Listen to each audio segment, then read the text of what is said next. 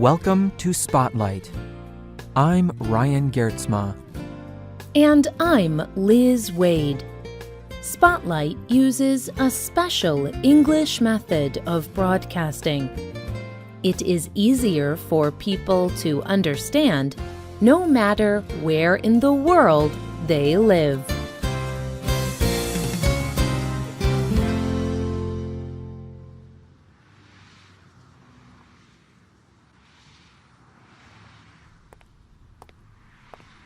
Imagine this situation. You are walking down a city street. A person on a bicycle rides past you. On his two wheels, he is traveling very fast. But suddenly, you hear a terrible noise. An accident. A car has hit the bicycle. Someone is crying with pain. You walk quickly to the accident. The bicycle rider is lying on the ground. His leg is badly injured. It is broken. What would you do?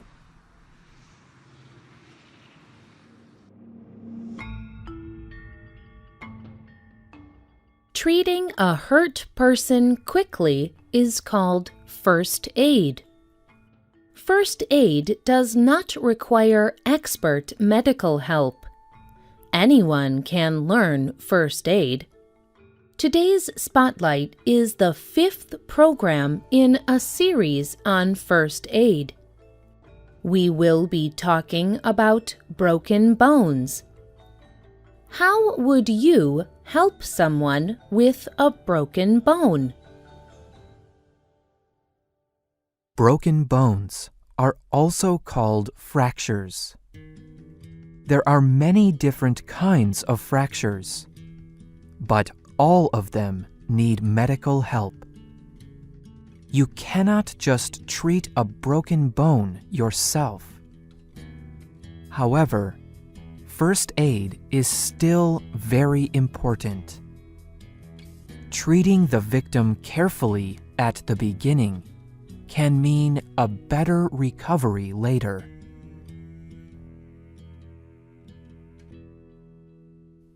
First, look at the break.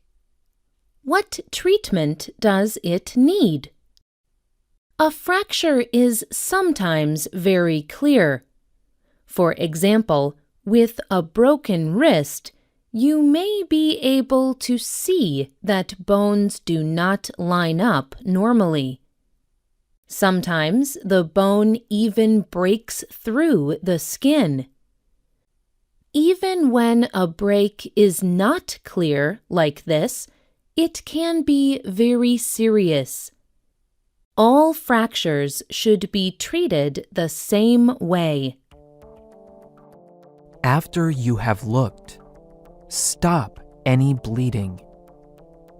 If there is a bleeding wound, cover it with a clean cloth or bandage. Then, press on it lightly. Do this carefully so that you do not damage any bones. You can also learn more in our program about bleeding injuries. When the bleeding has stopped, support the injury. Your main goal is to prevent the broken arm or leg from moving more. Moving can cause the bone to break more.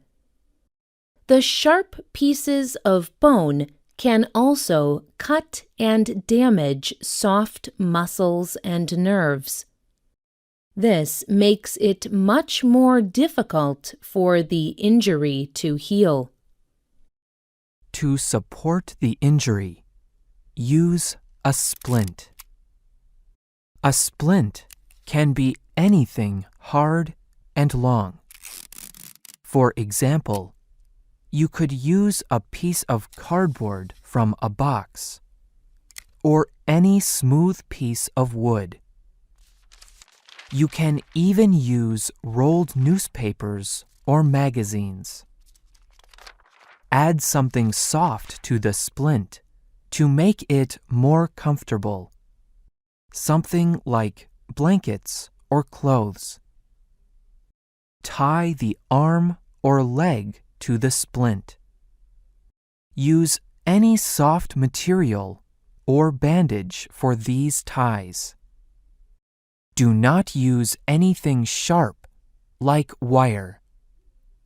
Tie 2 bandages above the break and 2 below. For an arm or wrist fracture, you can also use a sling. A sling is a piece of cloth. It is shaped like a triangle. You can lie the arm down across the triangle so that the wrist is at one of the points. Then, tie the other 2 points behind the victim's neck. The arm will lie across the victim's chest. The cloth will hold it in place. The wrist should be held higher than the elbow. Use ice so that the injured area does not swell and get larger. Do not put ice directly onto the skin. Instead, place it in a clean cloth and put the cloth on the skin.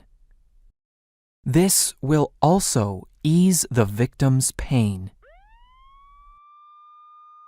Now you will be ready to bring the victim to a medical center. There, doctors or nurses can set the bone. They can get the bones back to their correct position. Do not try to straighten the break yourself. Pulling on the broken bone can cause more damage. If the break is very bad, the victim may even need an operation. Finally, there are a few things you should never do. Do not encourage the victim to move the injured area to find out if it is broken. This can cause more damage. Do not rub the area around the break. This could cause more damage to the bones. Do not move the person without the support of a splint. And do not give the victim anything to eat. If he does need an operation, this can cause problems.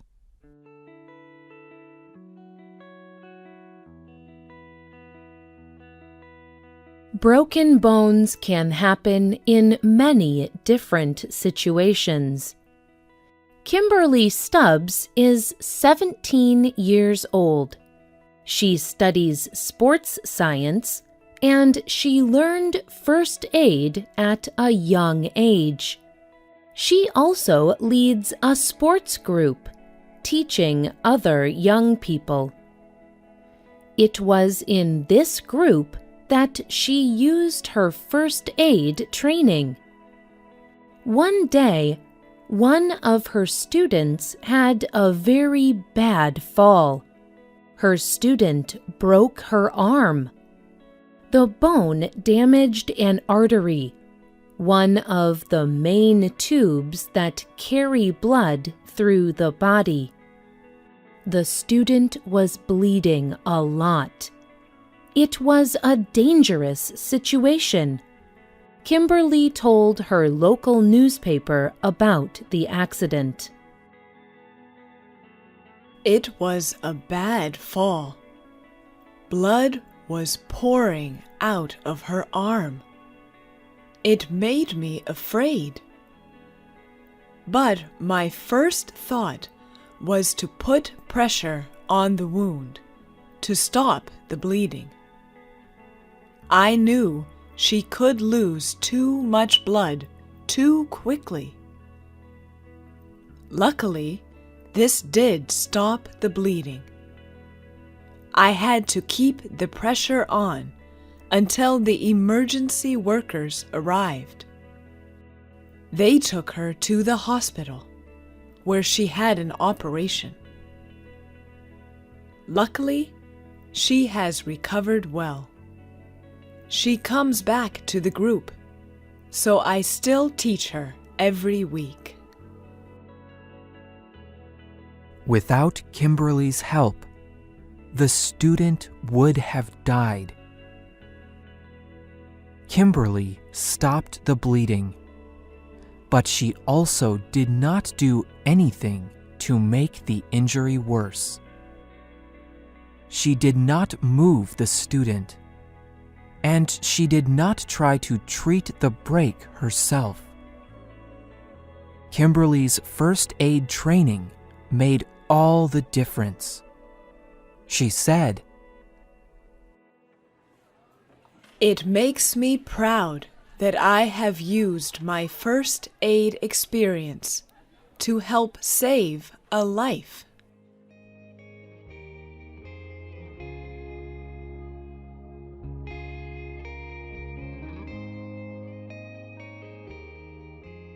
There are many different kinds of accidents. Each of them needs different first aid help. The right, quick action can save a person's life. In another program, we will look at first aid for some other injuries and accidents. If you are interested in first aid, you can learn more. Ask your local doctor or hospital where you can train in first aid. You never know. You could save a life.